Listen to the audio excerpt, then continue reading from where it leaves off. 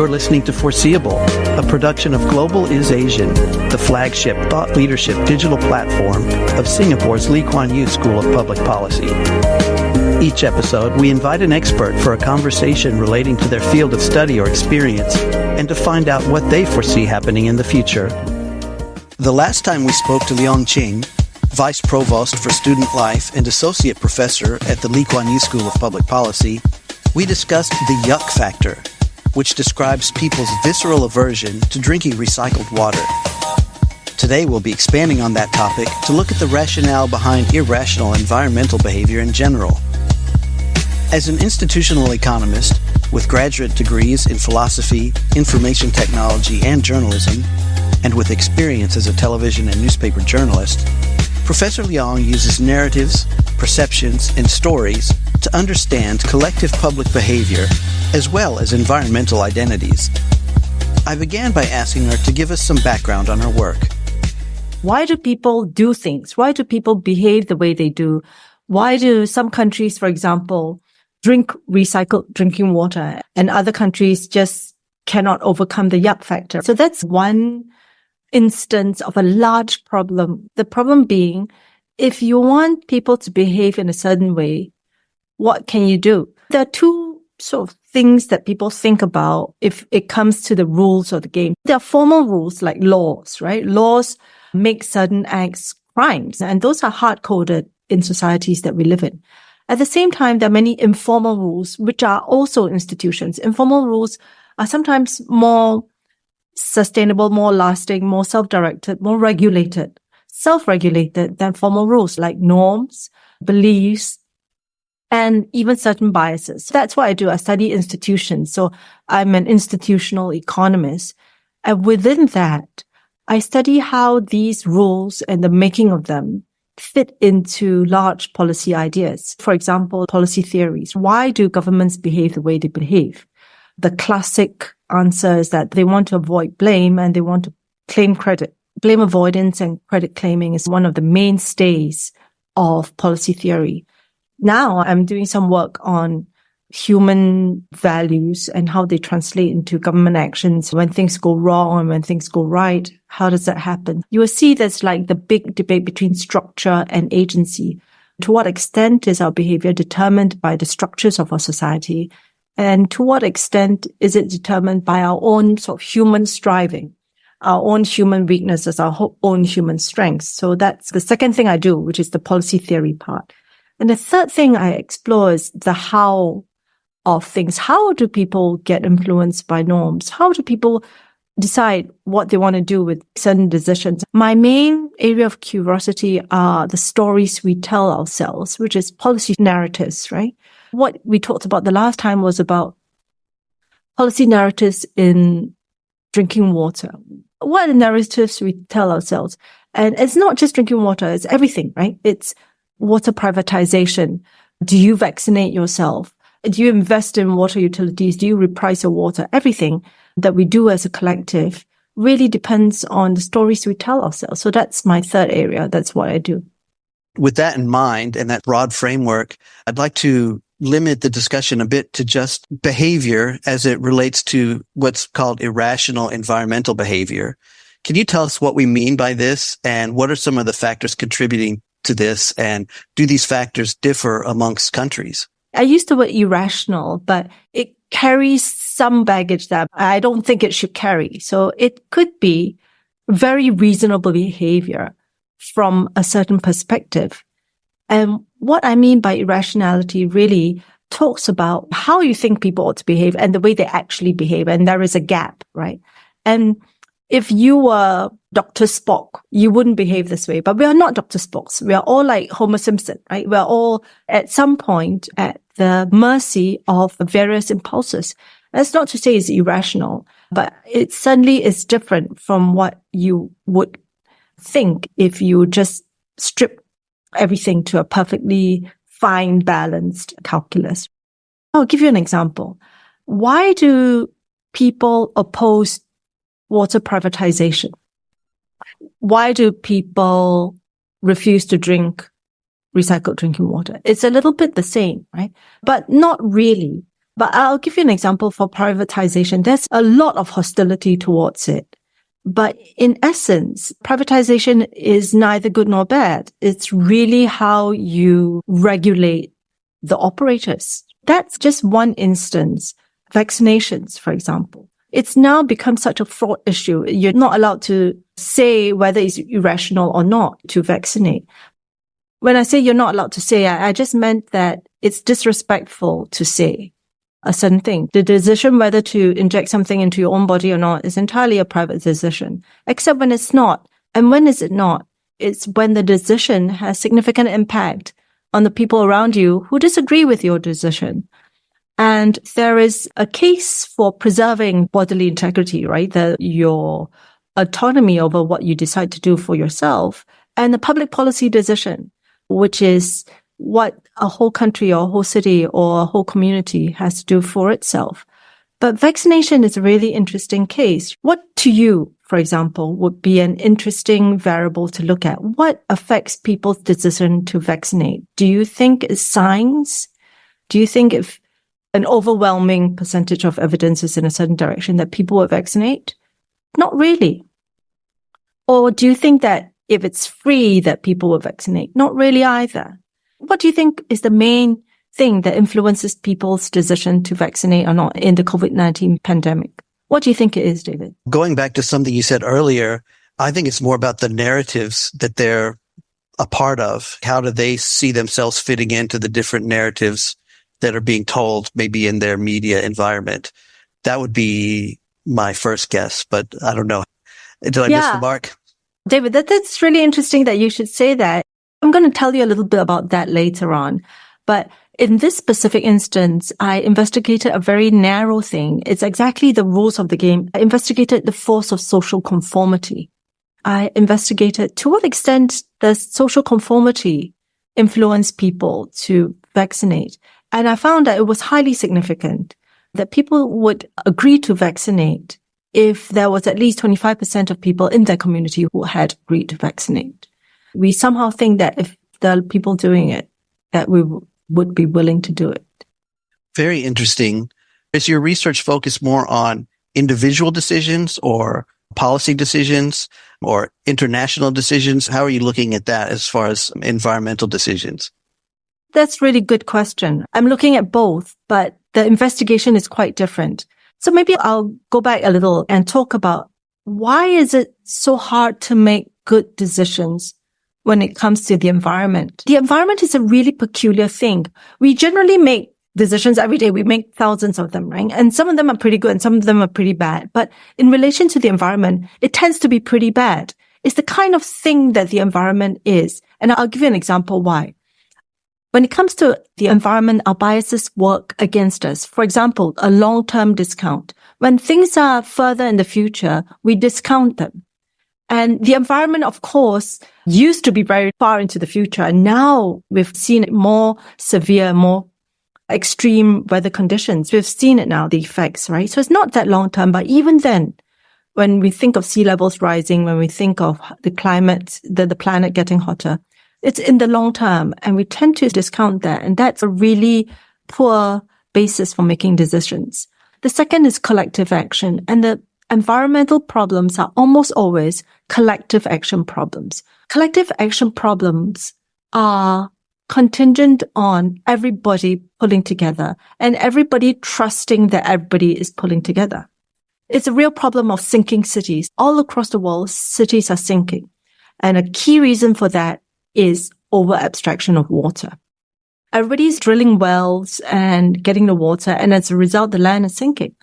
And to stop that, you need everybody to stop that. One guy out of 200,000 stopping it ain't gonna work. Collective action problem really requires this kind of coordinating mechanism. And when you have a trade-off between private gains and social goods, essentially that's exactly what you're going to get, right? So that's the second thing. And the third, which answers your question, do I investigate the behavior of individuals or the behavior of governments? The third is about the behavior of governments. Why don't governments do more when it comes to the environment? Why don't we regulate more? Why don't we stop certain behaviors more? Why don't we price water correctly? Why don't we just tell people to eat less meat? Why don't we do that? Why don't we stop deforestation? Why don't we have higher prices for carbon emissions? It's the classic thing, right? You know what to do. You just can't get elected after you've done it. The key variable here is blame and credit. Very hard to get credit, very easy to get blamed for environmental problems. Although, as I say now, the calculus may be changing because we are seeing so clear the effects of environmental issues. Okay, there's a lot to unpack there, but let me just ask you simply, what more can be done to encourage better environmental decisions, let's say in Singapore? The answer is simple, but doing it is so hard, David. If I had a choice, not just in Singapore, I mean, I think we've done it in Singapore already, but if there's a chance to do it across Asia, because I think that's such a good way, is to price things properly. The key thing is to price water properly, because really providing good water forms the basis of so much human flourishing and welfare. In developing countries, when you don't have a secure supply of clean water, meaning water that you can drink without getting sick, without risk of cholera, without risk of diarrhea, it increases your welfare and increases your health by leaps and bounds. And really, that's the best form of welfare. The way to do that is to price it properly and then to use the money to invest in water infrastructure. Again, I say this knowing it's incredibly difficult to do because anytime you raise water prices all across the world, it becomes hugely unpopular. But one of the failures of allocation of environmental capital is a failure of pricing. It's not a failure of economics per se. It's a failure of us really to price things properly. And it's not just water. I start with water because it's really the clearest point, but it's everything else, carbon emissions, pollution, everything else. We don't really price things properly. So the first thing is price, right? And the second, and maybe counterintuitively, is to take time for contested decisions. And what does that mean? It means sometimes we have a tendency to think that if you make things quick and easy and efficient, that you should make things easy for people. Yeah, sure. Most of the time you should. But sometimes you should take time to understand why we make certain decisions and to take time for those decisions that are contested. I'll give you an example. We have this law called HOTA, H-O-T-A, and that's the Human Organs Transplants Act. And we changed the act some years ago to change the default from an opt-in to an opt-out. Everybody is an organs donor unless they say they don't want to be. That still preserves autonomy while making it easy for everybody to be an organs donor, which is what you want as a policymaker. But is that necessarily a good thing? Because you change the default. It sounds like, okay, classic or one-on-one thing to do, but not really. In something like organs donations, maybe you want some friction. Maybe you want it to be discussed. Maybe you want an active discussion, an active sort of consent rather than a default consent. In addition to changing the default, I think also we ought to take time to have the discussion, a public sort of policy discussion. Each time a new generation comes on why it's a good idea. I think in a lot of things, we maybe ought to have to take time for discussions. How are you thinking of that kind of discussion taking place? Would it be through town halls or just through the media? What kind of real world examples do you have in mind for something like that? It's a little bit tied to the pricing recommendation, David. I read recently about low-cost carriers and carbon emissions, about how the best way to lower our carbon emissions are actually to do the things that low-cost carriers have been doing on flights, strip down everything, no food, no drinks, make the seats lighter and everything more spare. That is really a more carbon-friendly way to fly, right? But it's not really.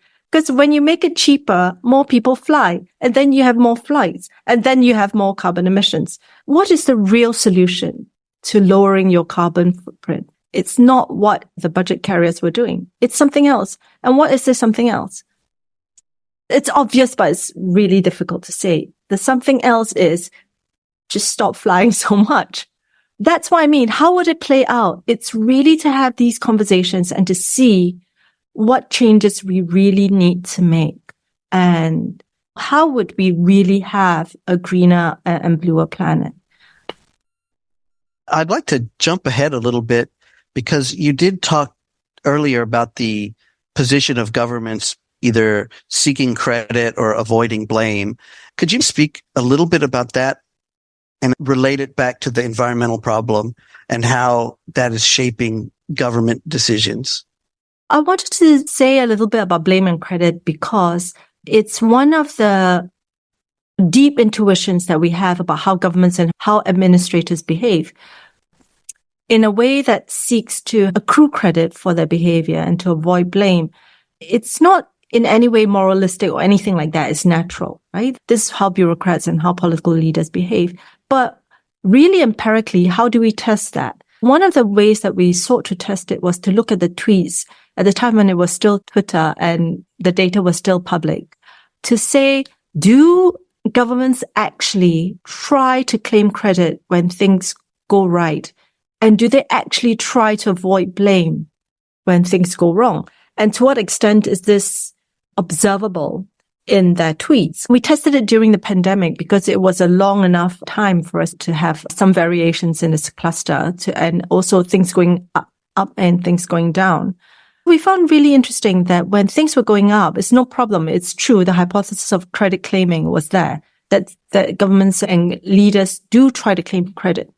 When things were going poorly, though, it's less clear that they were avoiding blame. First of all, maybe it's hard to do. And second, maybe it wouldn't be well taken by the population. The members of the public would not like to see their leaders going, okay, it's not my fault, something like that. So maybe it's less clear when things are not going well that leaders try to avoid blame. Or at least they might be doing it in such a sophisticated way that it's not obvious from the tweets, at least. That's where I am now. And I'm thinking of a good way to investigate this more, this blame and credit. But on the face of it, it seems that the relationship towards things going well and things going badly is not so clear between blame and credit. When it comes to these tough environmental decisions, you said that we know what to do. It's just it might be impossible to get elected after that if you were to do it. But are there any other workarounds for that? Are there any other overlooked factors that affect policy success when it comes to changing citizens' environmental behavior? That's one interesting thing, David, that I thought I might want to talk about. It's called social resilience. Quite a lot of times when we think about environmental problems, especially when you think of future scenario casting, right? The only way to make yourself ready for the future is to have a population that's highly adaptable because you don't know what's coming up. And this thing about social resilience is really interesting to me because when it comes to the environment, it interacts with something like infrastructural resilience. I'll give you the example of Singapore. How prepared are Singaporeans for floods and droughts? Because in terms of infrastructure, we've made it such that we hardly ever flood. There's a low percentage of land area which are prone to floods, and even then it's for short periods of time. But if it really comes to floods, given the fact that you no longer can predict how large storms can get or how long the intense rainfall can get, we're going to have floods. How do you prepare people for floods when they've never in their lifetime experienced a flood? How do you prepare people for droughts? I think in 2015, we had the longest drought in 150 years. How did Singaporeans react? Actually, we didn't use less water. We used more water during the time. So there's a little bit about social resilience, meaning how we adapt to changes that needs to be worked on and how we've improved our infrastructure may paradoxically work against it. I don't have a solution. I'm not suggesting that we should all have flood-prone areas or have very poor supply of water. One crazy idea could be to simulate it in some way, to water rationing, to simulate something. We are already doing some of that in Singapore's case in total defense. We're simulating what it's like to eat emergency rations, for example. In relation to environmental scenarios, we could simulate some of it. What is it like to experience drought? And we could do that by water rationing quite easily. Referring to the resilience, what do you think about the neighboring countries? Do you have any take on anything interesting about the way they're addressing it? I did some interesting work in Kathmandu on social resilience. And it's an interesting finding because, and this shows how hard it is to get the policies right. It's a paradox of social resilience.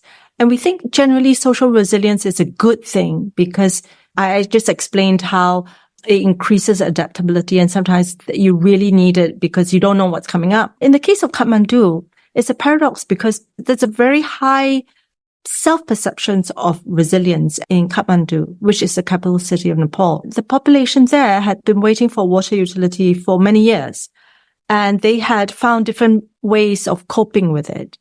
And as a result, the narrative there was that the people were highly adaptable, they were self-resilient, and they could cope, right? But that then had an interaction with the motivation of government to fix the problem. It's a really interesting case which shows you how policy inaction can take place. That for many years that there was quite a high level of inaction. It took decades, really.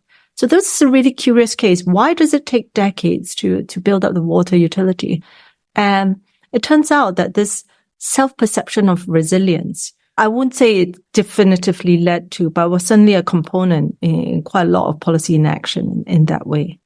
If I could ask you now to look ahead for the next 5 years, is there anything on the horizon that encourages you, that makes you think that we might be seeing some shifts for the better for the next 5 years? David, to work in the environmental space, you really have to have a strong heart because you've got to shoulder on in the absence of any positive news. Aside from my work at the Lee Kuan Yew School, I'm also the Vice Provost of Student Life at NUS. At NUS, we have 50,000 students. To answer the question, what gives me hope is the incredible attention that young people are paying to environmental issues.